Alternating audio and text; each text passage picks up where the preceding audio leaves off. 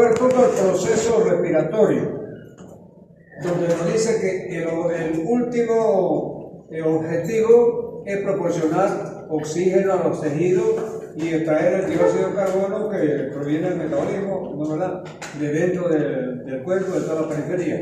Y se obtiene a través de estos cuatro elementos, cuatro fases. La primera es la ventilación pulmonar. Se la vamos a ver fase por fase detenidamente. El segundo tópico es la difusión del oxígeno y del CO2 entre los alvéolos y la sangre. La tercera fase es transporte de oxígeno y de CO2 entre la sangre y los líquidos corporales. Y el último paso ya es la regulación de la ventilación pulmonar. Entonces, pueden anotar esos cuatro pasos que lo vamos a ir viendo, ¿verdad? Ventilación, difusión, transporte y regulación. Son las palabras clave, ¿no?, que después la vamos a ir repitiendo tópico por tópico, ¿no? Ventilación, difusión, transporte y regulación.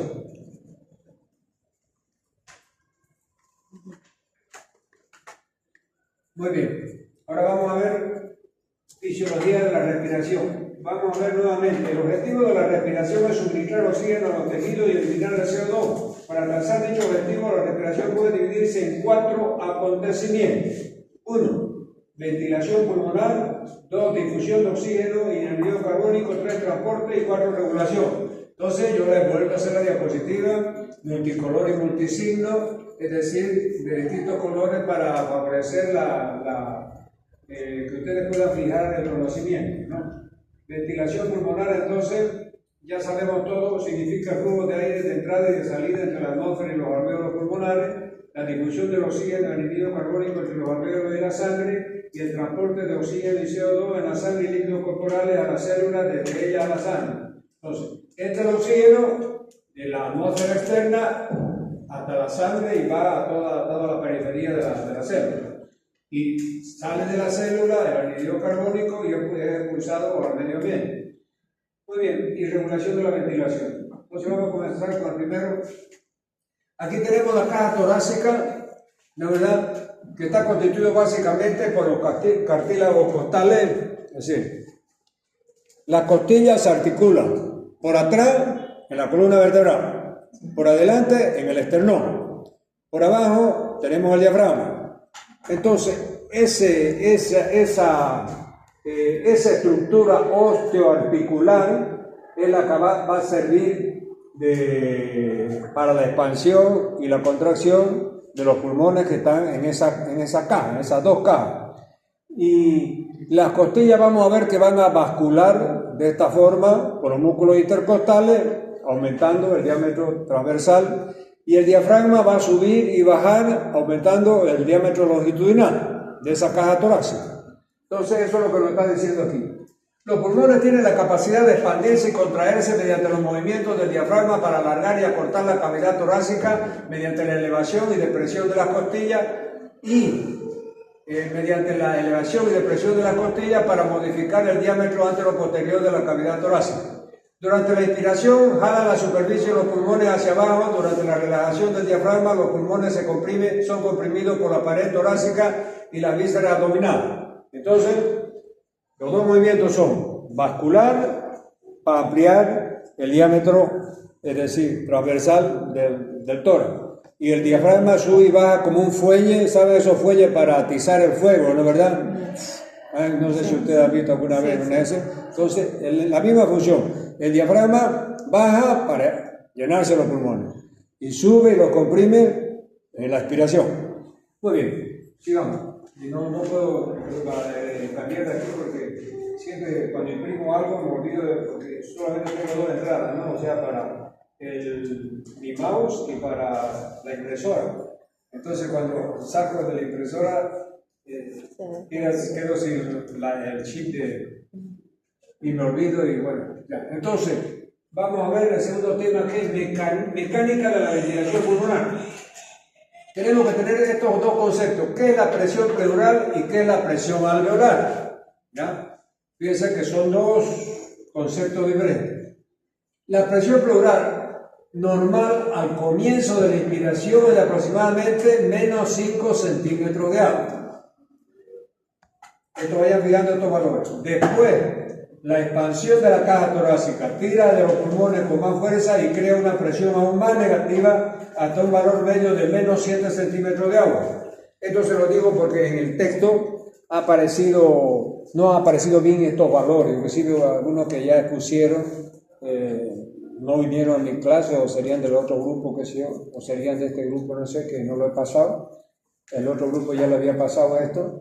Pero tiene que saber que los valores son, si yo le pregunto, ¿cuáles son los valores de la presión pleural? 5 centímetros de agua al inicio de la inspiración y 7 centímetros de agua al final de la inspiración, ¿no, verdad?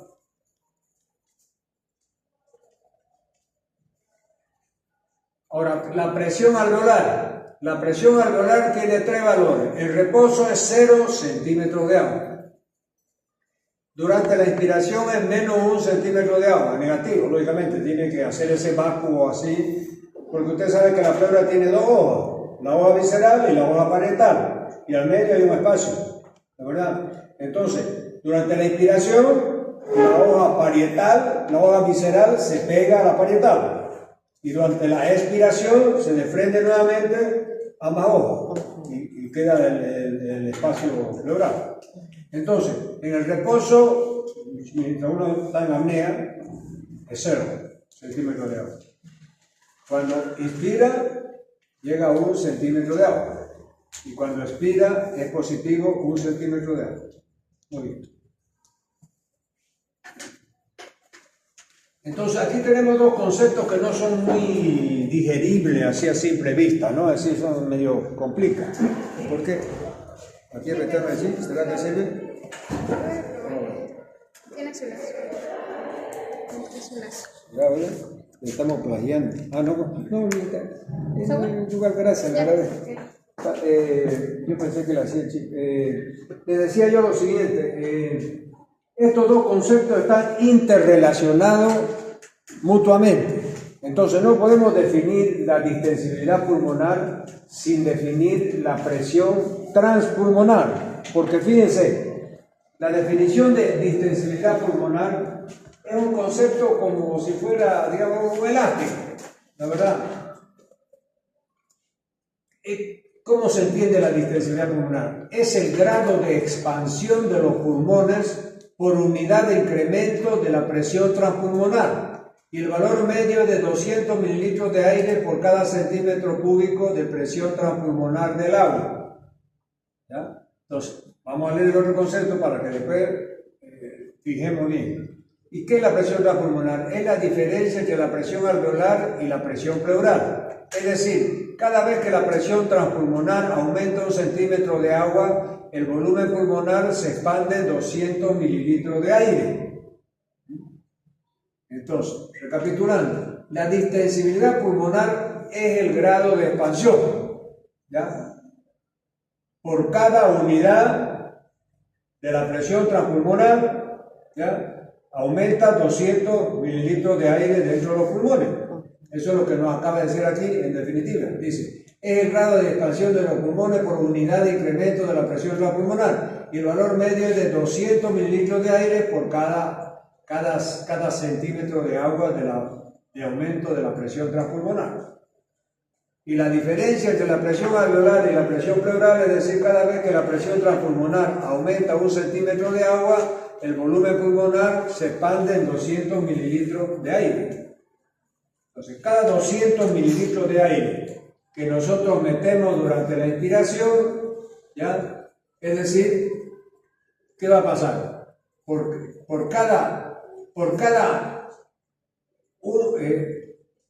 Cada vez que aumenta 1 centímetro de agua la presión transpulmonar, el volumen inspirado aumenta 200 mililitros de aire. Por eso es que a veces medio confunde, ¿no? Por eso es que le digo, si uno llega a decir ¿qué es la distensibilidad? Entonces es el grado de expansión que está calculado por cada centímetro de agua que aumenta la presión transpulmonar, aumentan 200 centímetros cúbicos de volumen de aire en los pulmones, ¿no, verdad? Y acá nos dice la diferencia entre la presión alveolar y la presión pleural, es decir, cada vez que la presión intrapulmonar aumenta 1 centímetro de agua, el volumen pulmonar se expande 200 mililitros. Muy bien, sigamos. Ahí. Entonces, vamos a ver ahora los volúmenes. Tenemos que aprender que hay 4 volúmenes y hay 4 capacidades pulmonares. Eso es importante porque nos va a permitir entender la dinámica, es decir, de la respiración. Y también están medio condicionados también para entender la espirometría después. Muy bien, el primer volumen que vamos a aprender se llama volumen corriente. Y mejor es ya verlo en la gráfica que tenemos. Entonces, fíjense que el volumen corriente es este como ondita. Cuando estamos de reposo, cada vez que inspiramos, metemos 500 mililitros. Cada vez que expiramos, botamos 500. Cada vez que inspiramos, 500 metemos. Expiramos, 500 sale. Entonces, ese es el volumen corriente, llamado el primer volumen que vamos a ver. ¿Ya? Aquí hay otra figura también, con la misma. Esta está un poquito más despelotada, pero está. Lo mismo.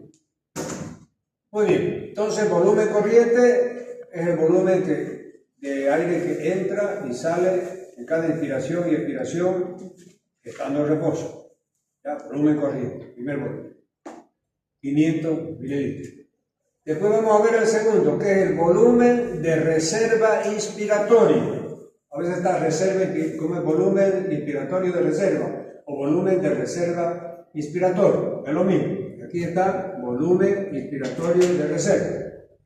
Fíjense que el volumen, después de una inspiración normal de reposo, por ejemplo, yo inspiro y después sigo inspirando con fuerza lo más que pueda y puedo llegar a este punto con los pulmones sanos.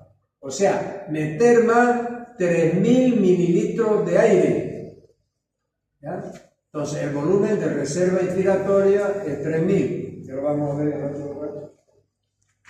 Ya combinando. Entonces, fíjense, aquí está el volumen corriente, 500. Aquí el volumen de reserva inspiratoria, 3000.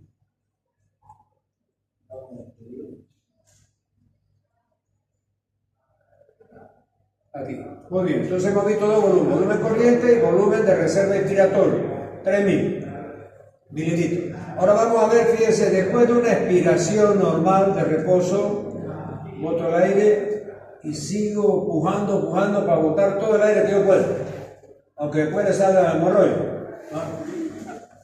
Lo máximo que podemos expirar es 1100 mililitros. Ese es el volumen de reserva expiratoria. ¿Ya?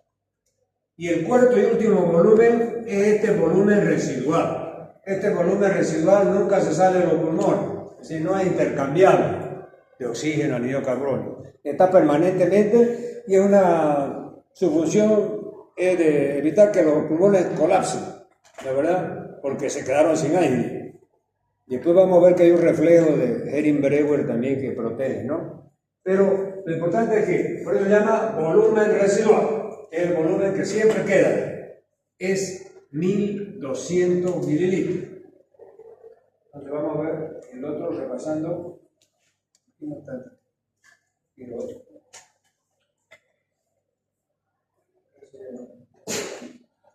Démoslo aquí. Aquí está. Muy bien. Entonces hemos aprendido los 4 volúmenes. Volumen corriente, 500. Volumen de reserva expiratoria, 3000. Volumen de reserva expiratoria, 1100. Y volumen residual, 1200. Ahora vamos a ver las capacidades. Fíjense, hay una capacidad vital, capacidad inspiratoria, capacidad residual funcional, capacidad pulmonar total. Son las 4 capacidades que vamos a ver. Entonces vamos a revisar.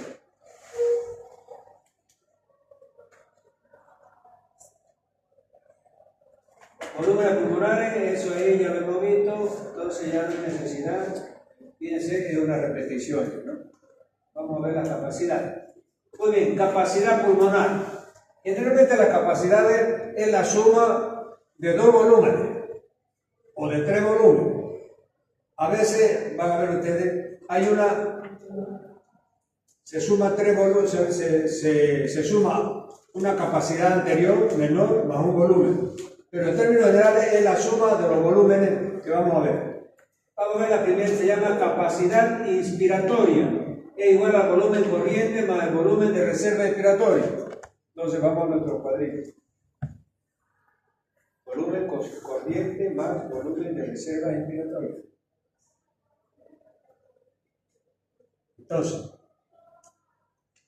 aquí tenemos volumen corriente 500 más el volumen de reserva inspiratoria 3000 es 3500.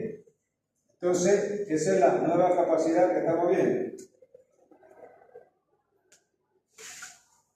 Ahí está, volumen corriente más volumen de reserva inspiratoria. Esa es la capacidad inspiratoria. Vamos a ver la segunda capacidad. Ahí está la capacidad.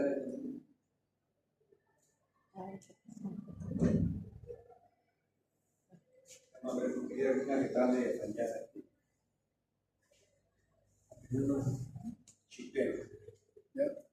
Entonces,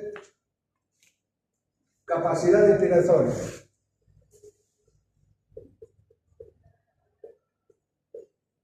Es igual. Volumen corriente más volumen de reserva inspiratoria. Igual 3500. Después vamos a ver la segunda. Capacidad residual funcional. Vamos a verlo en el dibujo. Capacidad residual.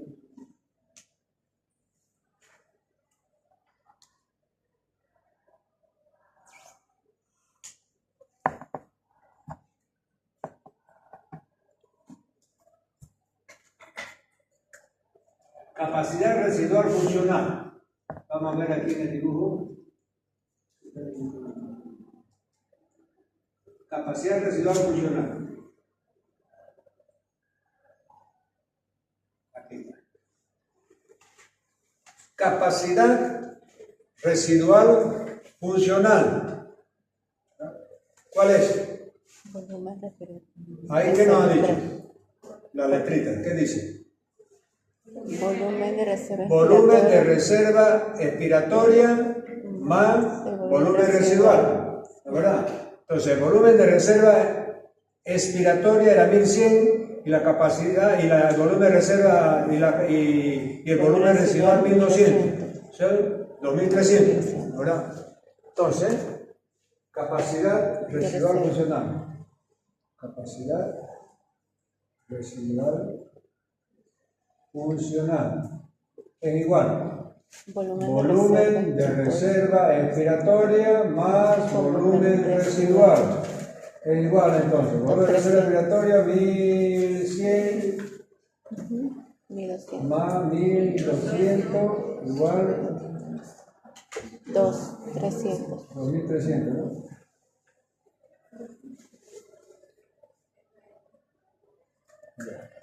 Entonces vamos a ver la tercera capacidad. Capacidad inspiratoria. corriente más reserva. Capacidad. Capacidad vital. El volumen de reserva inspiratoria más volumen corriente más volumen de reserva inspiratoria. Entonces, ya yo le voy a poner otro, el cuadro mejor. Capacidad vital. Fíjense, la capacidad vital es la suma de 3 volúmenes. ¿De verdad? Fíjense, lo correcto es poner volumen de reserva expiratoria más volumen corriente más volumen de reserva expiratoria. ¿Verdad?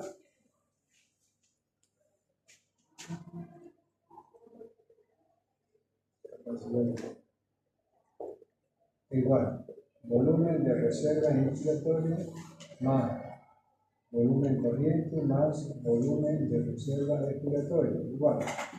Entonces aquí es 3.000 más 500 más 1.100. Igual. 3.600, ¿no? 4.600, ¿no? 4.600. Muy bien. Ya, entonces ahora nos toca la última. Capacidad pulmonar total.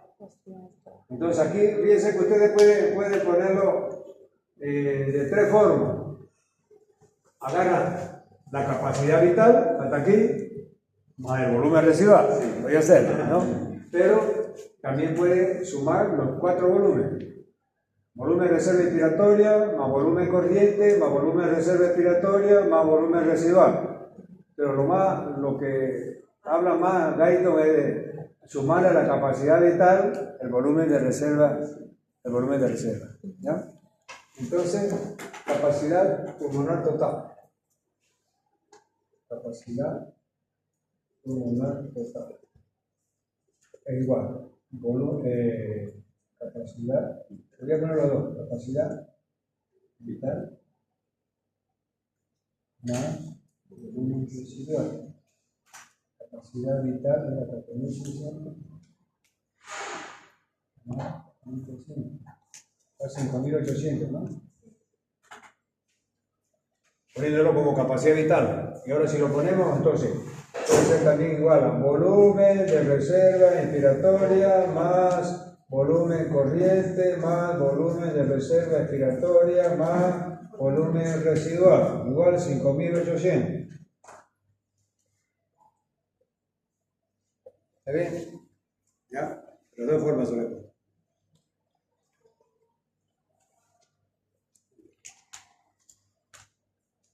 Entonces ya saben los cuatro volúmenes y las 4 capacidades.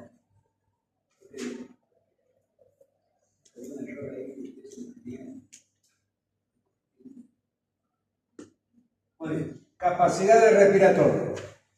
Entonces aquí nuevamente, ya rápidamente, capacidad inspiratoria, volumen corriente más volumen de reserva inspiratoria. Capacidad residual funcional, volumen de reserva expiratoria más volumen residual. Después la capacidad vital es la máxima cantidad. Fíjense que aquí dice, aquí por ejemplo suma volumen de reserva expiratorio más volumen de reserva expiratoria da 4.600. Capacidad pulmonar total, entonces aquí vamos a ver lo que suma, dice, es la suma de la capacidad vital que hicimos nosotros, 4.600, más el volumen de reserva residual, que era 1.200, ¿no? Entonces por eso es 5.800. Entonces ya esto lo hemos visto.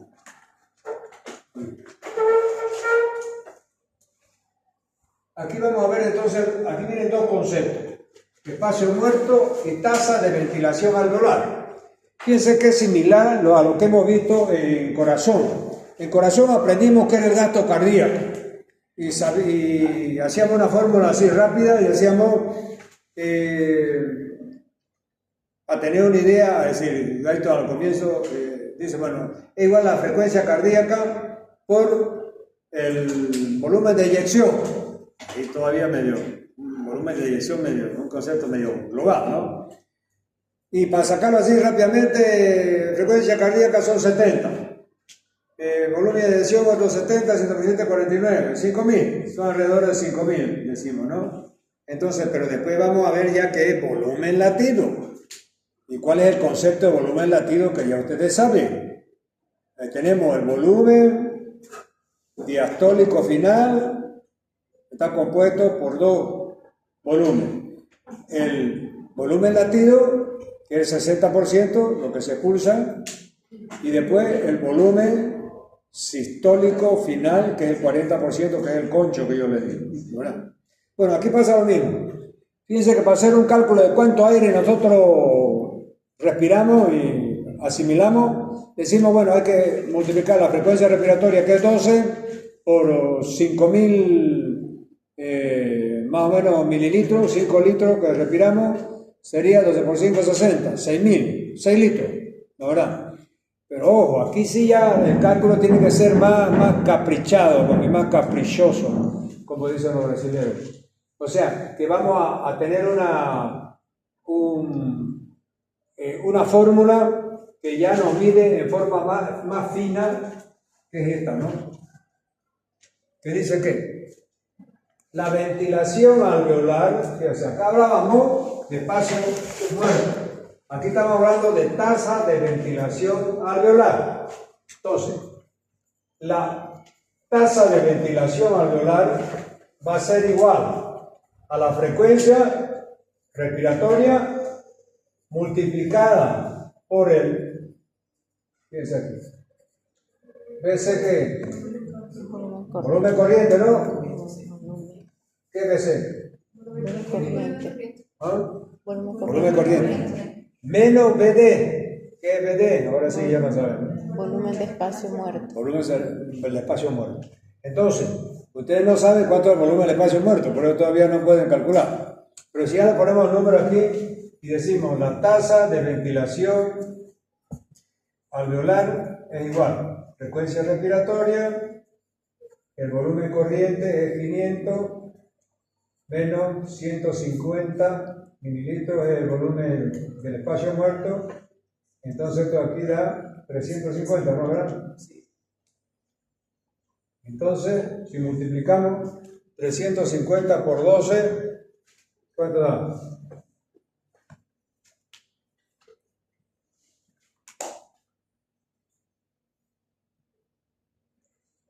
$350 por 12, igual, 4.200, ¿no? Muy bien. Entonces, este es el verdadero intercambio. 4.600, ¿no? 200. ¿Ah? 200. 4.200.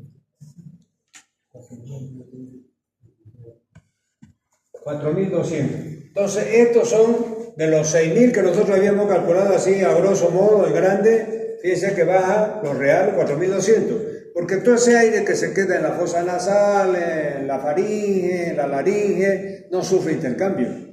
Entonces no podemos considerarlo dentro de la tasa de ventilación alveolar, que es realmente el volumen exacto de aire que sufre el intercambio. Porque en esa zona anatómica no hay intercambio alveolo-capilar. Muy bien. Entonces, el espacio muerto es el espacio de la vía respiratoria en la que no hay intercambio gaseoso, como fosas nasales, faringe y tal. Transporte de oxígeno a la sangre. En condiciones normales, cerca del 97% del oxígeno conducido desde los pulmones a los tejidos se transporta en combinación química con la hemoglobina. En los eritrocitos, el 3% restante circula disuelto en el agua del plasma y de la célula. Entonces, fíjense que el oxígeno, el 97% está unido a la hemoglobina del eritrocito y solamente el 3% está disuelto en el plasma. ¿Ya? Esa es la forma de transportarse del oxígeno a la sangre. Entonces aquí tenemos el alvéolo, entonces estamos viendo que el aire entra el oxígeno y de la sangre sale el CO2 hacia afuera. Combinación reversible del oxígeno con la hemoglobina. Entonces, esta es la base, después vamos a ver, hay un amortiguador, ¿se acuerdan ustedes, no? Que definimos ya que era sustancia buffer en inglés, sustancia amortiguadora, ya en español, o sustancia tampón. Entonces, los tres términos son sinónimos. Entonces, cuando la PO2 es elevada, como en los capilares pulmonares, el oxígeno se une a la hemoglobina. Pero cuando la PO2 es baja, como en el caso de los capilares tisulares, el oxígeno se libera de la hemoglobina. Esto constituye la base de casi todo el transporte de oxígeno de los pulmones a los tejidos. Entonces, y aquí ya tenemos la famosa curva de la disociación de la oxihemoglobina. Fíjense que ya vamos a ver con valores, pero ya no está dando el concepto. Los sistemas buffer o tampón que tenemos en el organismo básicamente son tres. El más importante es los pulmones. Después, segundo, viene la parte sanguínea, o sea, la oxihemoglobina, y después viene la parte renal, etc., ¿no? Pero, como les digo, la parte renal es más de o sea, de ácido básico, ¿no? De equilibrio ácido básico, ¿no? Pero el sistema tampón, que también influye en el equilibrio ácido básico, ¿no? Pero es importante definir las concentraciones de oxígeno, porque hemos visto que cuando la PO2 es alta, la hemoglobina no libera el oxígeno. Y solamente cuando la PO2 es baja, abajo de 40 milímetros de mercurio, van a ver que se produce la liberación. Entonces, vamos aquí a ver otra curva que es más excesiva.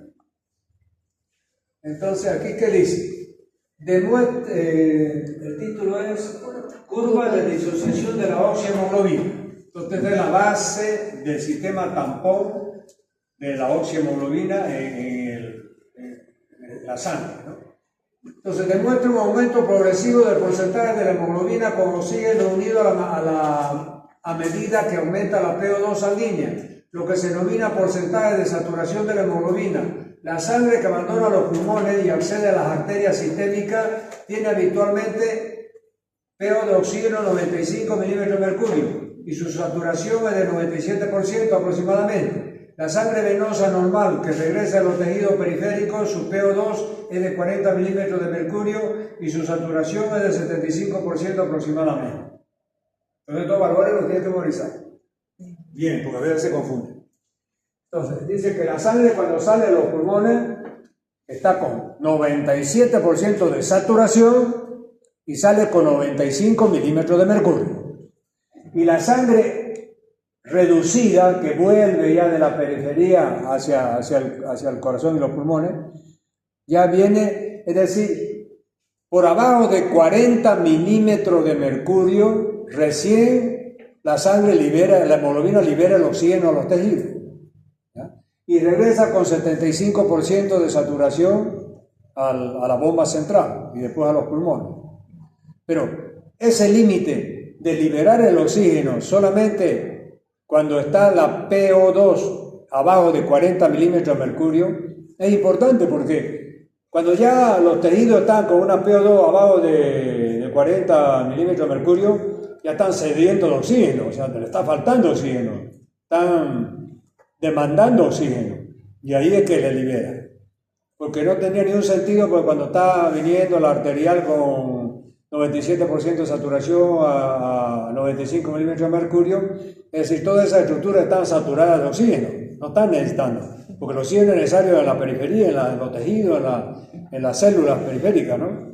Pero mientras va bajando, o sea, que viene de la aorta, así por el conducto de túbulo, ¿no? Cada vez más pequeño, etcétera. Es decir, va disminuyendo su saturación, y ya cuando esa saturación llega, es decir, cuando esa presión llega sale con 95 y ya está en 40, ahí recién libera la hemoglobina. Y la saturación va a estar en 75% y allá sale con 97%. ¿No? Entonces, esos valores es importante. Muy bien, sigamos. Aquí, ¿qué dice? La hemoglobina, efecto amortiguador de la hemoglobina. La hemoglobina de la sangre es la principal responsable de estabilizar la presión de oxígeno en los tejidos. En condiciones basales, los tejidos requieren unos 5 mililitros de oxígeno por cada 100 mililitros de sangre. Para que se libere esa cantidad de oxígeno, la PO2 deberá descender a unos 40 milímetros de mercurio. Por lo tanto, la PO2 tisular normal no asciende por encima de este nivel, 40 milímetros de mercurio. Pues si ello ocurriera, el oxígeno que necesitan los tejidos no se liberaría de la hemoglobina. Entonces, ahí estamos remarcando el concepto, ¿no? Con eso ya me ha quedado más duro. Entonces, aquí vamos a ver el transporte del CO2 en la sangre. ¿Cómo se transporta el anhídrido carbónico en la sangre?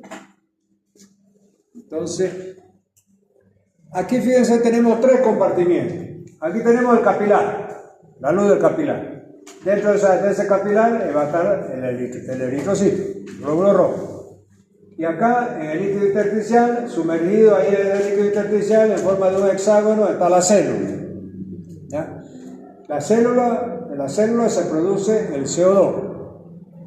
¿de verdad? Entonces ese CO2 producido de la célula tiene que salir, ir hasta los pulmones y salir en la expiración. Entonces, ¿cuál es el camino que sigue? Esta célula que está sumergida en líquido intersticial penetra dentro del eritrocito. ¿Ya? Perdón, esta célula, el CO2. El CO2 de la célula penetra aquí también y sigue varios caminos. Vamos a seguir en la ruta principal. Este CO2, la molécula de CO2, entra, es decir, se une al agua y a través de una enzima catalizadora que es la anhidrasa carbónica se transforma en ácido carbónico, H2CO3. Este ácido carbónico luego se ioniza en ion bicarbonato y ion hidrogeniol. Este bicarbonato difunde al plasma. Aquí es el eritrocito, aquí está el plasma. Entonces, vamos a ver que el 70% del CO2 se transporta en forma de bicarbonato. Va a ser eliminado. Otro camino. Entró entonces el CO2 y este CO2 se une a la hemoglobina y forma la carbaminohemoglobina, que es otra forma de transportarse también. Parece ser 26%, para después vamos a ver los porcentajes bien, alrededor del 26% se transporta en forma de carbaminohemoglobina. ¿Ya? Y el otro 7% se transporta en forma disuelta en el plasma también. Entonces aquí es solamente para ver, fíjense que este hidrogeniol es captado también por la hemoglobina y va a formar este compuesto que ya habíamos visto, ¿ya? Hemoglobina, hidrogeniol. Y aquí el agua que va a entrar en esta reacción entra también del plasma, esta agua que es lo que falta para acá, ¿no? Entonces, repitiendo, las tres vías son: el CO2 se une al agua y a través de una reacción catalizada por la anhidrasa carbónica se forma el ácido carbónico. El ácido carbónico se ioniza en ion bicarbonato y ion hidrógeno. El ion hidrógeno es captado también por la hemoglobina para que no sube el pH, para que no baje el pH, y el agua entra del plasma hacia adentro para completar esta reacción. Y el bicarbonato difunde al plasma y de esa forma se transporta 70%, vamos a ver. Y la otra forma, el CO2 unido a la hemoglobina, forma la carbaminohemoglobina, que hemos visto, y la otra forma disuelta en el plasma. Entonces, aquí tenemos ya el resumen de cómo se transporta el CO2. Entonces habíamos visto, bicarbonato 70%, carbaminohemoglobina 23%, CO2 disuelto 7%. Entonces yo le llevo a preguntar, ¿alguna pregunta con relación a esos porcentajes? Usted tiene que saberlo, por supuesto. Muy bien, con eso es la primera de